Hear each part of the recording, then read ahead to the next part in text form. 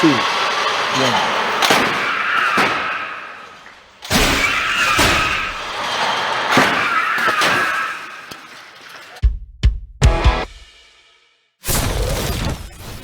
Before starting, I ask you to like this video, subscribe, and at the end, share this video with your friends. Let's go! Welcome to the Tesla Crash Lab. Today we're doing a very special crash. We will be testing a pickup truck hitting a Model Y. As you see, it's a very small overlap. This is what we call an off-zone impact. This is the last piece of validation for what we believe is a world first.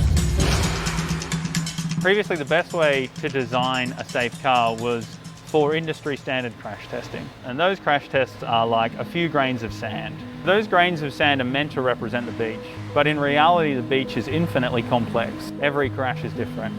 With emerging technologies, there are new opportunities. Now we can look at the real world and design for that. We're the only car maker in the world that has a fleet of well over 1 million cars on the road, fully instrumented from a sensing perspective. We can know exactly where the seat is, we can know where the steering wheel is, we know if they're belted, we know when the airbag deployed exactly to the millisecond. We know exactly what our fleet of cars is being exposed to out there. The richness of data we are collecting enables us to develop safety beyond the stars and beyond the ratings, and for situations which is simply not picked up by the regulatory rating test that we and all other car makers are doing.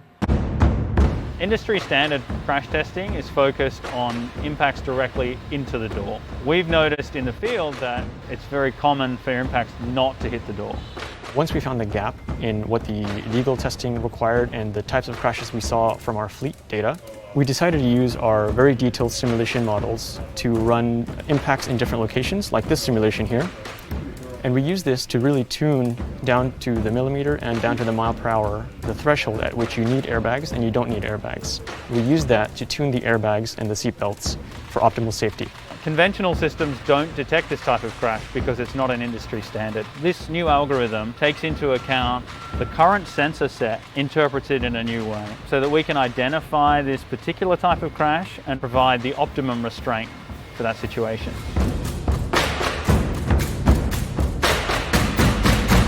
After we ran hundreds of simulations, it was time to test this in the real world. We have 17 high-speed cameras running at 1,000 frames per second, and camera data forms an integral part of the information that we collect in a big test like this. In the back of the vehicle, in preparation, we have our instrumentation rack, and it's got all the critical infrastructure to make sure we get all the data we need. So what will happen is that when this pickup truck impacts the Model Y, so within 10 milliseconds of impact, the system will have determined what type of impact this is. And then it will trigger the airbag system and the restraint system to respond in the best possible way. 3, 2, 1.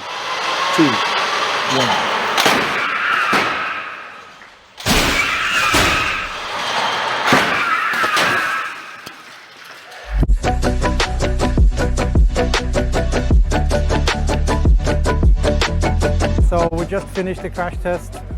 Looks like we have a home run result. The cars even ended up exactly where we predicted. Post-crash, the detection worked perfectly. We deployed the airbags exactly as we intended to, as we wanted to, and indeed as we predicted to. And I just had a look at the injury values recorded by the dummies, and they look beautiful. This feels awesome.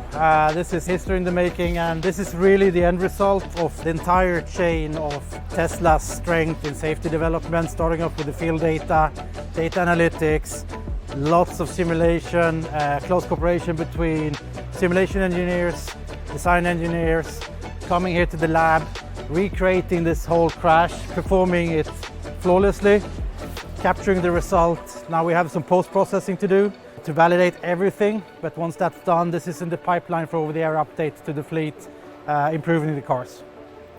We have more data now than we've ever had before.